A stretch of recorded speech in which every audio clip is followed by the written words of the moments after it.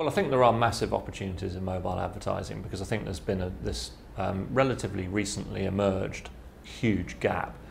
So I think in the last 2-3 years, as a really considerable proportion of the population start to get smartphones in their pockets, what you're seeing is behaviours that are facilitated by having a computer in your pocket at all times. So you are always online, as opposed to having to make the decision to go online, which might still be the case with a tablet, for example.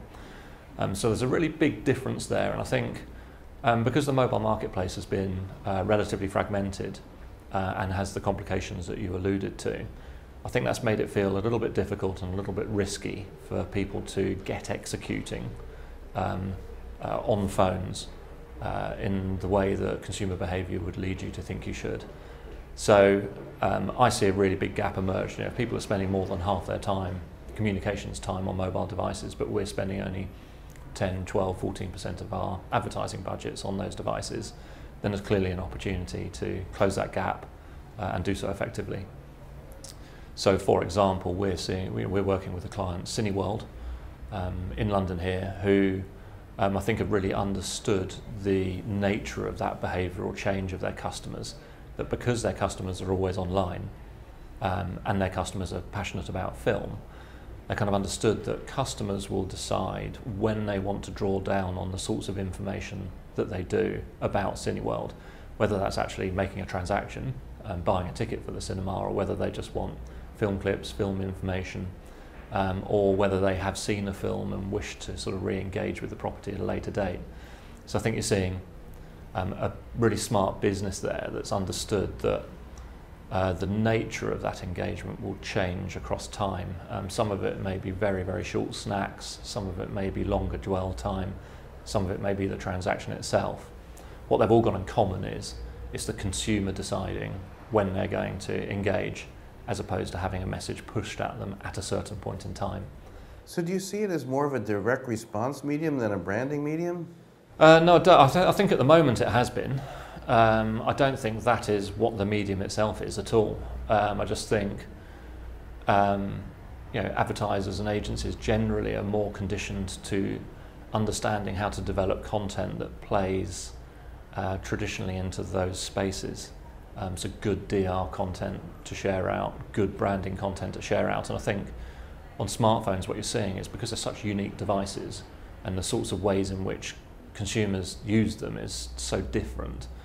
I think the opportunity there is to start to develop content that's actually bespoke for that environment, as opposed to just regarding it as an extension of what you're doing on other screens. For example, we work with clients such as Heineken, we work with Tetley Tea, and there are good examples where both of those businesses have actually created bespoke video content through using Vines, actually creating Vines that were designed to play directly into mobile phones and were the perfect content to be shared via mobile phones. And what they both had in common was those campaigns were not a derivative of any wider advertising campaign. So it wasn't just a case of making cut downs, or it wasn't a case of this is relatively peripheral activity sort of playing on the back of a bigger campaign.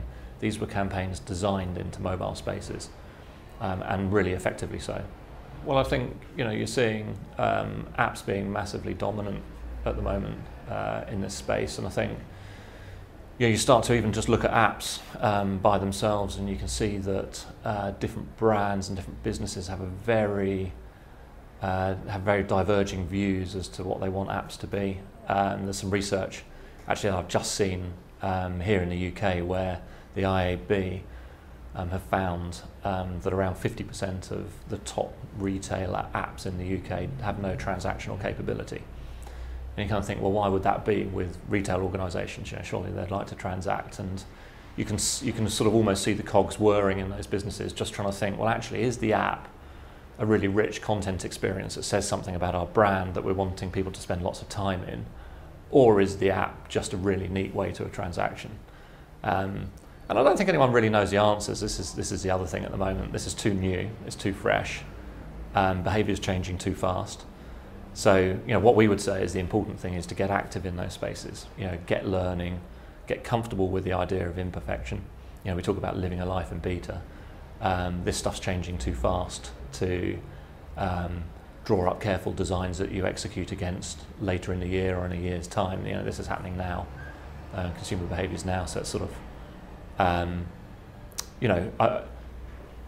as with any such emergent area, it kind of reeks of opportunity, because the gap between those who can be smart in these places and competitive organisations that may struggle to be smart could be huge.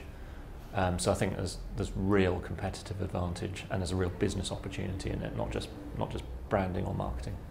What we're seeing a lot of at the moment is paralysis through data, actually, and as kind of that phrase, big data, is off-putting to a lot of people.